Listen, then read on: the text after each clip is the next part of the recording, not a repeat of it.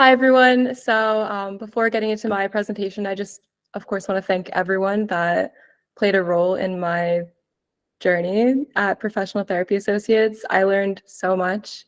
And of course, I owe the biggest thanks to Robin. This presentation actually wouldn't be possible without her. She inspired this topic, and it's something that now I'm very passionate about, and I'm excited to present everything that I've learned and then some. So, of course, this is all about mindful communication with Gestalt Language Processors. So this is just a roundabout order of content.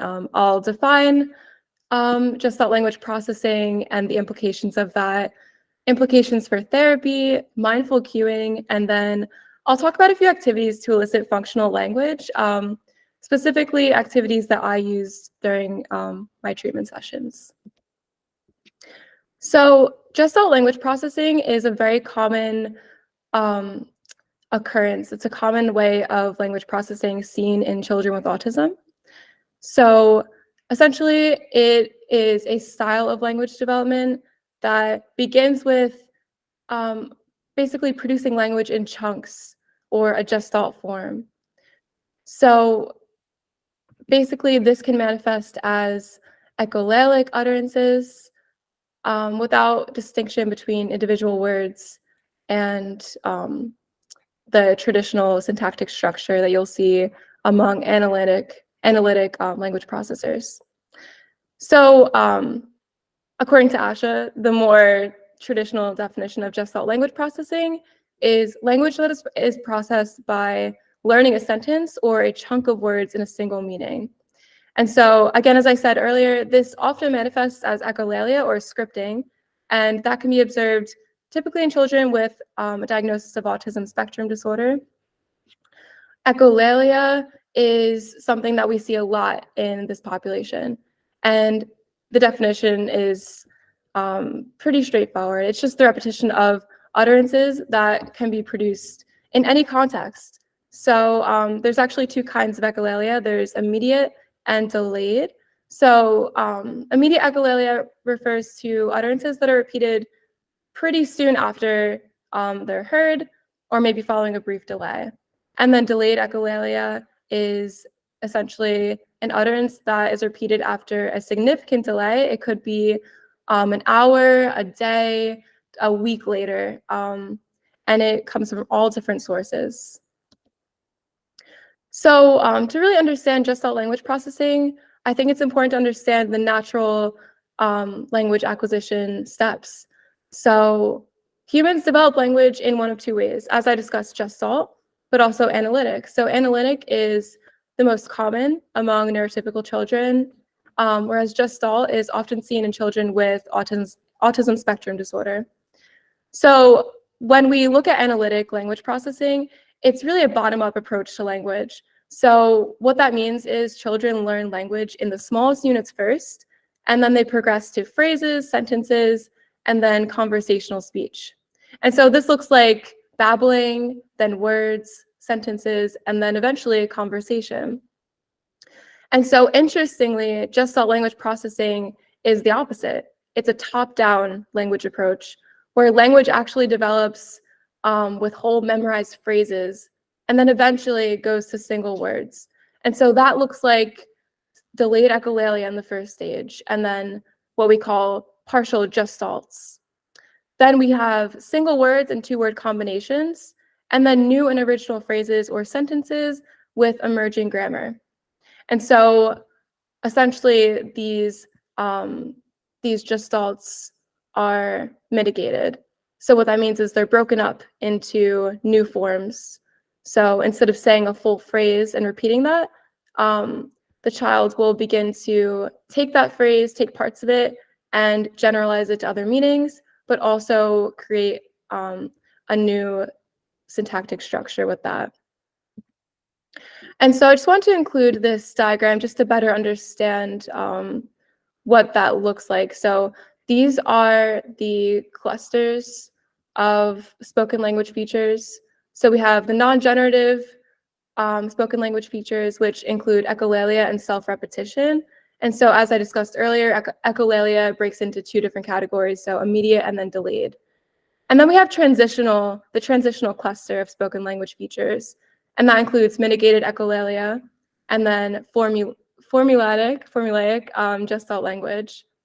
So then the third cluster, which again leads to novel utterances. So they're taking these gestalts, breaking them up, and generating their own novel utterances. So that looks like pedantic language, which is understood as communication that can be characterized by occasional or situationally inappropriate formality.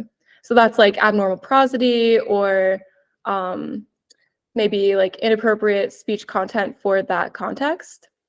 And then we also have idiosyncratic language, which breaks into neologisms, which is essentially the creation of novel words and phrases, and then idiosyncratic phrasing. And then mitigated echolalia, I briefly explained earlier, but that's just the repetition of speech in an altered form.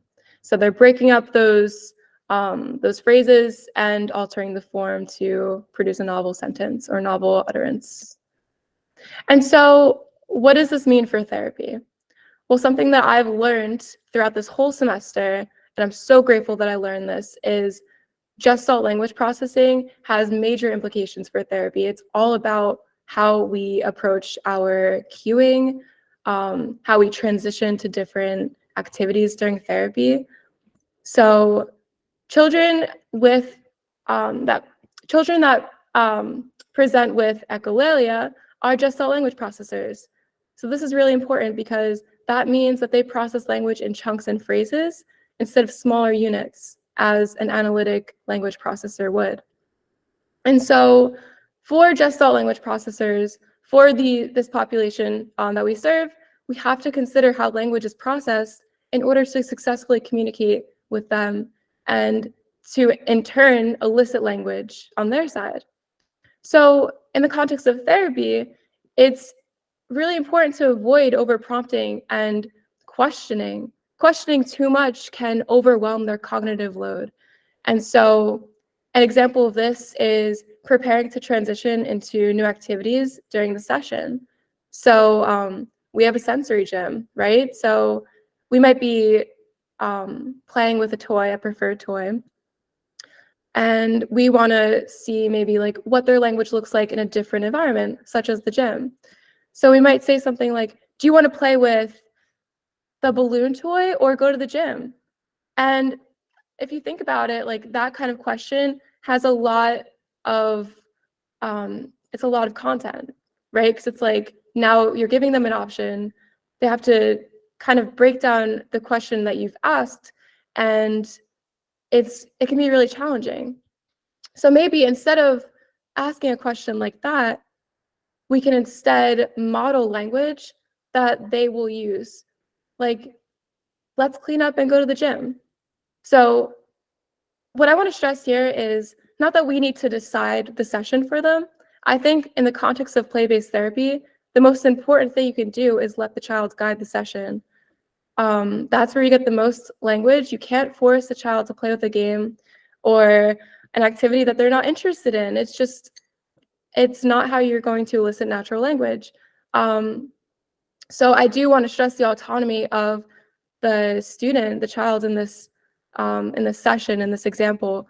However, by instead guiding them, saying, let's clean up and go to the gym, let's do this, let's XYZ, you are giving them a strong model of language, how they can express themselves, and that could be generalized to different contexts.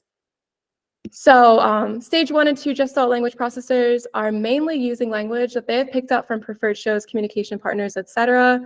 And this is really important to understand because although Gestalts are not necessarily to be taken literally, they still contain meaning. So maybe a child falls down and they say, "Are you okay?" They're not actually asking if you're okay. This is something that they've probably heard many times after falling down. And so now this has become a gestalt that they have picked up to express discomfort when they're hurt. And so it's a phrase they might use, they might repeat it verbatim, and that's just kind of telling you, like, I'm hurt. It's not that they're actually asking, are you okay? So something that I mentioned earlier is the value of mindful cueing, and that is extremely important in the context of mindful communication, right? So this is where we break up mindful cueing versus questioning. So mindful cueing, the whole point of it is to model language from the child's perspective. And so we can do this by using comments such as, we're jumping, so silly, like, let's do that again. Or if they're hungry, maybe, I'm hungry, let's get a snack.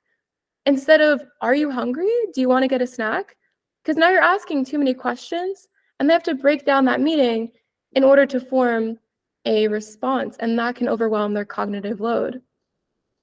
So in this context, when you are mindfully cueing, it's also important to incorporate core words to recast and expand. And in my next slide, I'll get into the core words that I've used throughout this semester using a core board.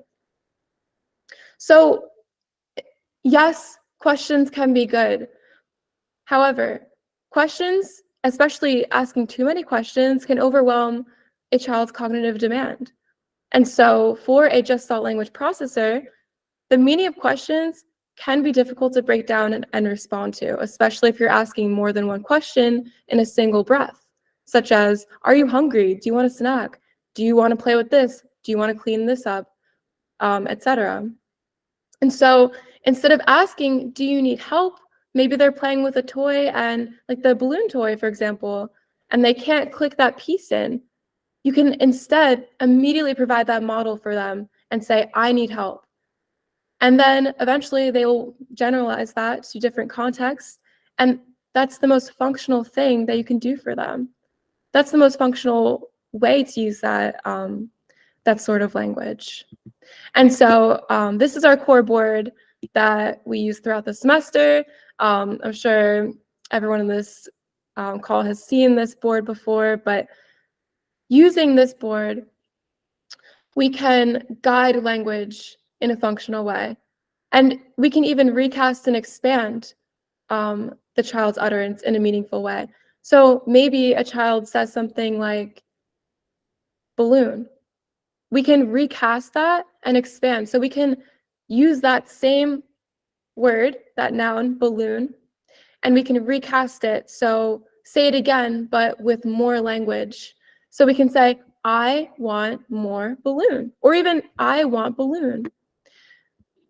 Maybe they want to play again. Maybe they want to blow up the balloon again. We can say, let's do it again. So maybe I want balloon again. And so this is a really nice visual to provide for these kids, especially if it's on a laminated sheet and you can Velcro the pictures on. That way they can use that tangible, and that's like a multi-sensory approach to language. They have the visual, they have the physical, tangible item that they can move. And that is so functional. Instead of just saying, balloon? Yeah, balloon. Well, we can say, I want more balloon. So how can we support Gestalt language processors or Gestalt language learners? Well, the most important thing that we can do in the context of mindful cueing is to model natural language from that child's perspective during shared activities. So Gestalt language processors need mitigatable gestalts. And mitigatable gestalts are easy to mix and match. They can, again, be broken down. So I want more balloon. Maybe they can say, I want more of a different activity. An example could be, I'm hungry, rather than, oh, you're hungry. So joint perspective is also really important here. Then maybe we can say, let's get a snack. Those are functional phrases that they can use. So I want to say, like, maybe we should eliminate questioning. Oh, but what I really mean is, well, we should eliminate over questioning, over prompting, and instead focus on commenting and narrating. So that's declarative language right there, narrating and commenting. That's really important, and I'll get into that in the next few slides. So an example of that is maybe commenting while you're blowing bubbles. Wow, that was such a big bubble. And that is language that they can use in other contexts. Wow, that was so fun. Now they're commenting, and that's part of pragmatic language. That's social language. So it's important here to follow the child's lead always. As I mentioned earlier, their autonomy is super important. So I can't stress that enough. Giving them the autonomy to choose their own toys and activities that align with their interests is so important to eliciting language in the most natural context. And then, of course, like when they say bubbles, balloon, we can recast and expand that, or recast and expand their echolalia. Maybe a phrase that they repeat often is, we had a kid this semester who would say, take a bath. We can recast and expand that to increase more functional language. So maybe take a bath is something that's being said when the session is ending, and it doesn't mean like they want to take a bath. It might mean they're ready to go home. So maybe instead of let's take a bath, let's go home. And so when we talk about mindful cueing, it's also important to understand the hierarchy of verbal prompting. And so this is a systematic approach to learning new language skills, and there's two ways to go about it. So when we consider learning a new skill, we are using the most to least verbal prompting hierarchy before the new skill is mastered. So that provides a very high level of support in learning and acquiring the new skill. And of course, once the skill is mastered, the prompting level will fade. And so this looks like get first starting with a full physical prompt. So whether it's eliciting a sound or a word such as a core word, we're giving that full physical prompt. We have the tangible item, we have that core board that I mentioned earlier, and we're also verbally giving the prompt. Then we have the partial physical prompt. So again, like taking that level a bit down, maybe we just present the core board. Then we model the prompt. So how are we expecting the child to use this word? I want more balloon. We will guide that, that phrase. Then we have the gesture prompt. That might be paired with the sign for more. So I want more balloon. Something important here, just on the topic of more, something that I learned this semester is it's so important to provide that. If you're planning to provide that sign of more, pair that with a word. So more balloon, more bubbles, instead of more on its own, just to give that more of a function. And then they can generalize it in a more functional way. And then beyond the gestural prompt, then you would go down to the verbal prompt, then indirect prompt, which can be verbal or nonverbal, a position prompt, a visual prompt, and then they will progress to using that independently. And then we have the second way to go about this verbal prompting hierarchy, which is least to most. So we would use this after a student has learned a new skill and is working on mastery. So this is to allow for generalization and also independently using the skill. And so that would look like first, independently using the skill, and then providing a visual prompt, then positioning the prompt, indirectly prompting, which can be verbal or nonverbal, then verbally prompting, providing the gesture, modeling, giving a partial physical prompt, and then a full physical prompt. And so that looks like what I have on the right. So visual, verbal, gestural, modeling, partial physical, and then full physical. So I mentioned earlier the value of declarative language, and some would say this is a speech pathologist's secret weapon. So the whole point, the purpose of declarative language is to share information, and that invites the child to engage on their own terms.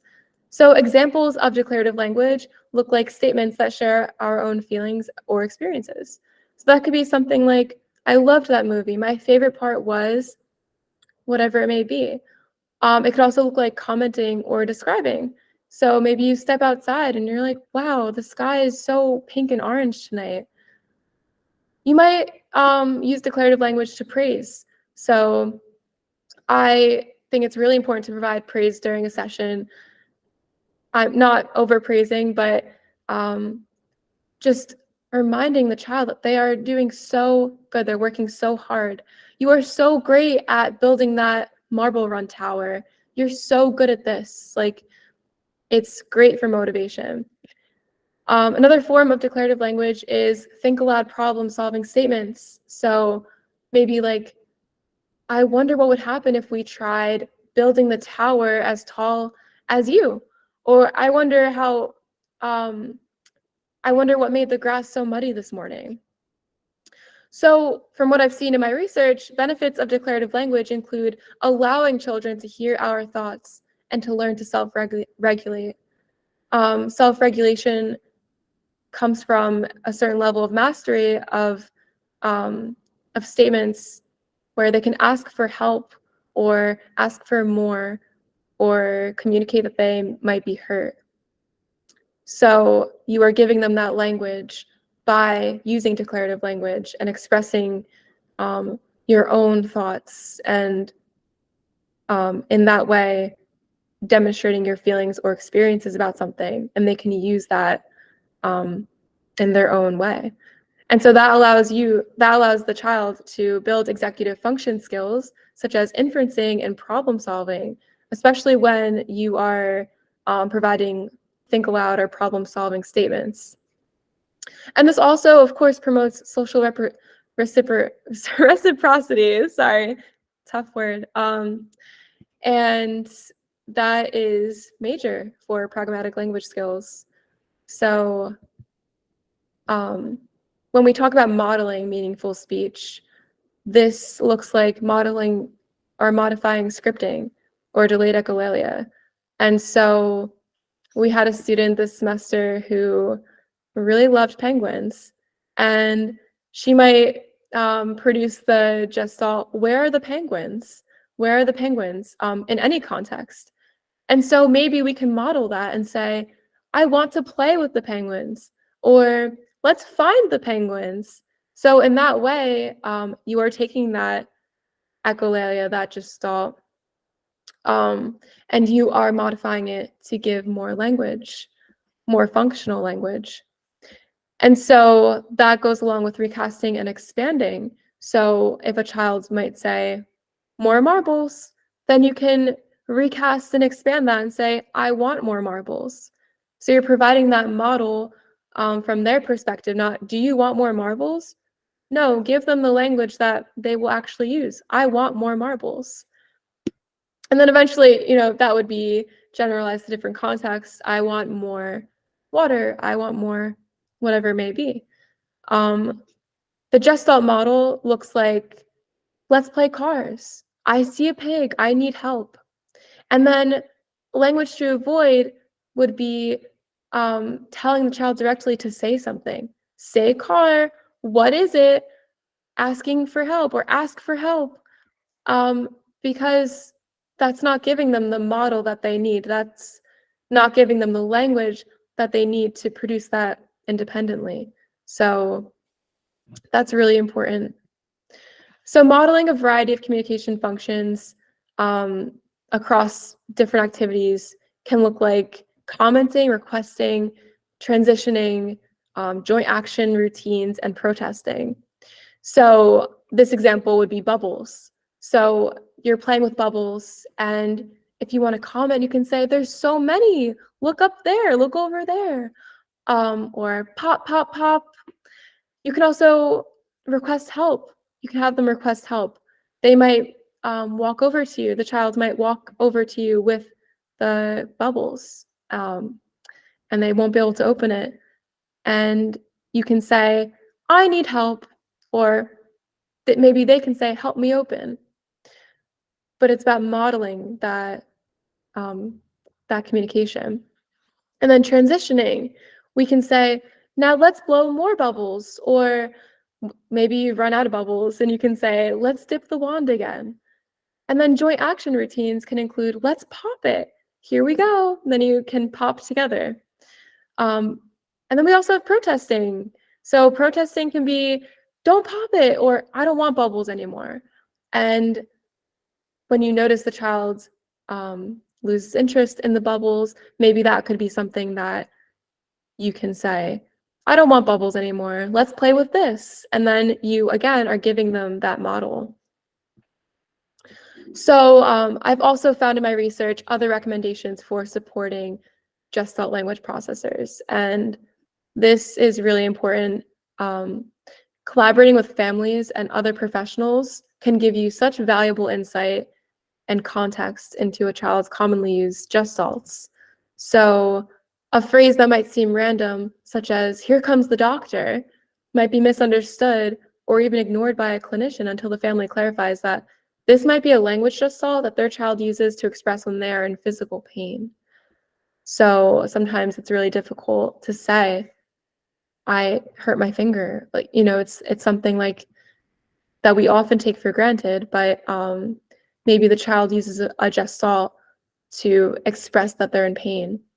So it's about collaborating with other professionals and family, of course, to understand this.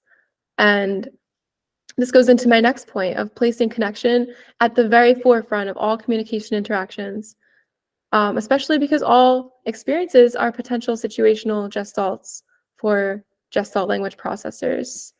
Another really important point to make here is to make sure that the child, before we even get into our speech therapy session, make sure they are regulated, make sure that they feel safe and loved. That is so important. And so we also want to recognize the intrinsic link between a Gestalt language processor's language and their experiences. And then we also, of course, want to honor their preferred modes of communication, whether this is an AAC device, sign language, gestures, sounds, certain media selections, whatever it may be. So we had a kid this semester who loved puppy dog pals. And so we would incorporate that into our sessions and get language out of that. We would have him request, I want more puppy pals. I used that hierarchy that I spoke about earlier. I presented the core board, and at first we had the physical tangibles. So he would take off the icons, I want more, and then he would say puppy pals or puppies. And then eventually he actually didn't use the board at all. He may have looked at it once or twice during the session to guide his syntax, to guide his production of that request. But yeah, that was really powerful to see. And so activities to elicit functional language, not just for the speech room, but beyond, can be all of these toys that I've actually mentioned before, but bubbles, of course, marble run, spinnies. When we got that this semester, the kids loved it. Honestly, all ages. There's so much language you can get from that. And then the balloon game, that's another classic. So with marble run, you can say phrases like, let's try again.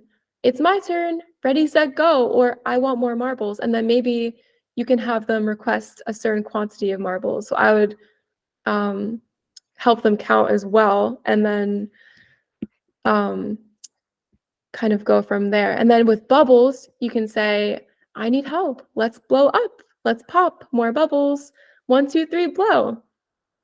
With spinnies, maybe you can say, I want, and then a certain animal. So as you can see, there's like a bunch of animals here that you can say, I want the panda, I want crocodile, unicorn, whatever it may be.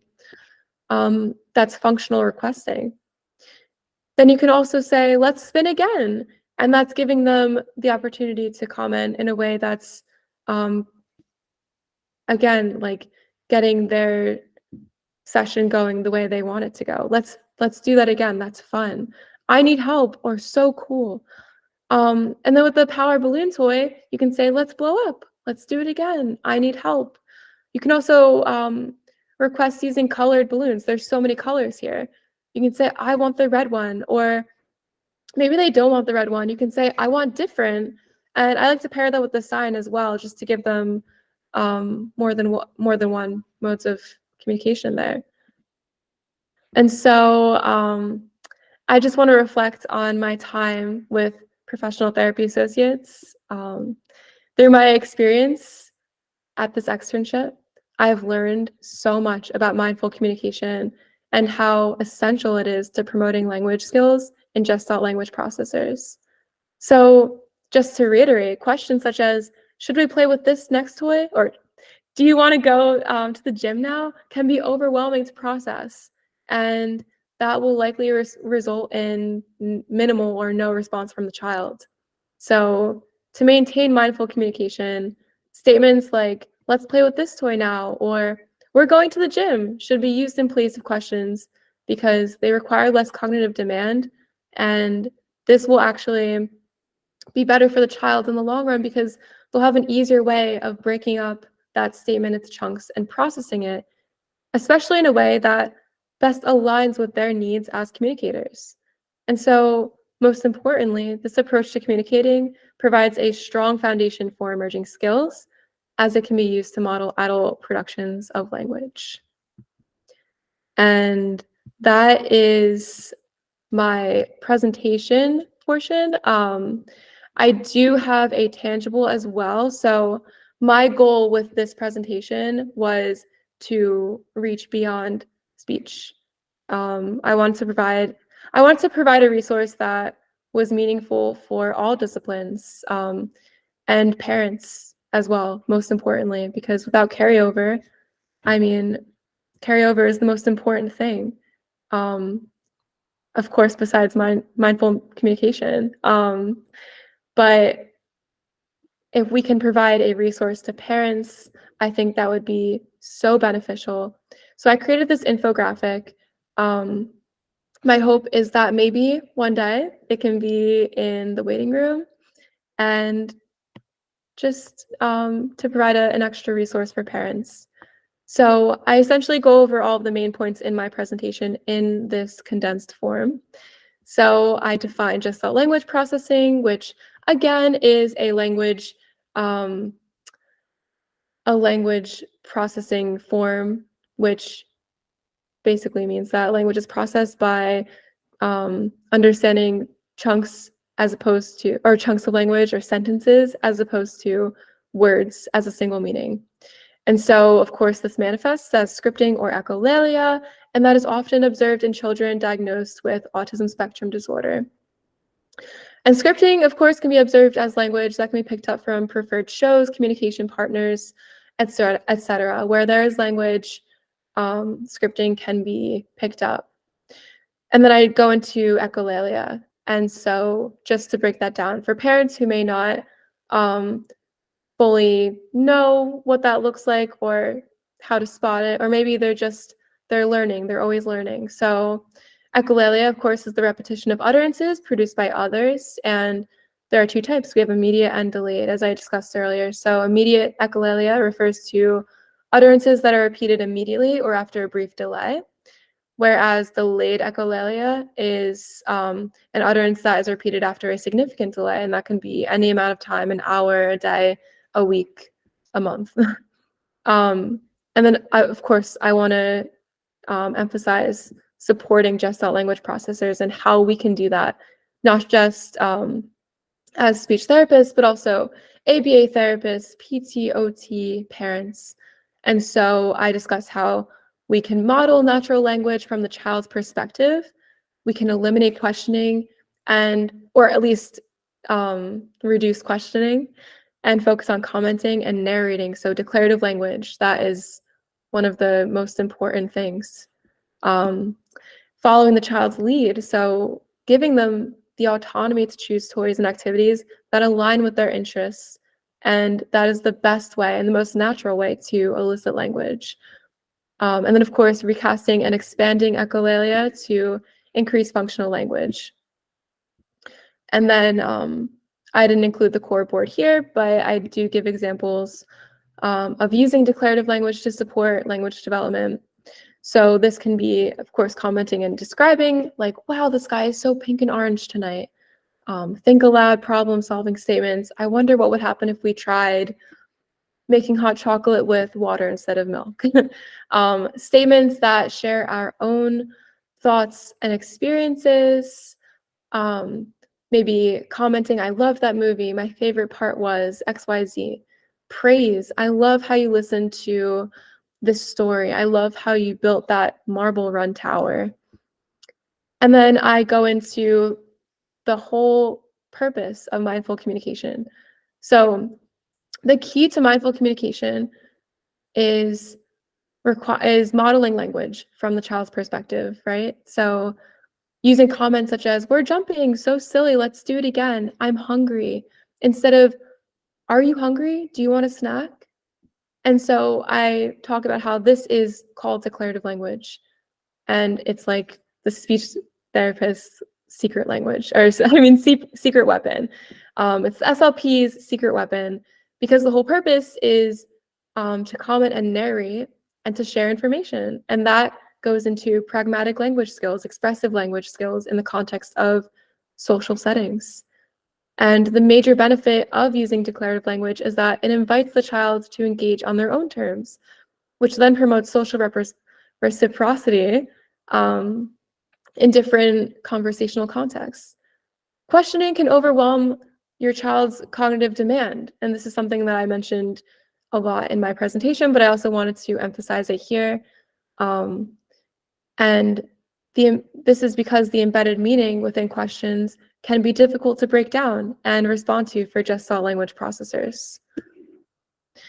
And so I just wanted to include a little excerpt here, just because if a parent is to read this, I just kind of wanted them to know it was coming from a place of research. So I just said, written by a student clinician with the goal of promoting neuroaffirming communication strategies, guided by evidence-based research and firsthand experience from a semester spent working with children with autism spectrum disorder. My goal is to continuously support Gestalt language processors in the most functional way beyond the speech therapy room. Because of course, carryover is the most important thing. And then I include my references here. And that is my full presentation.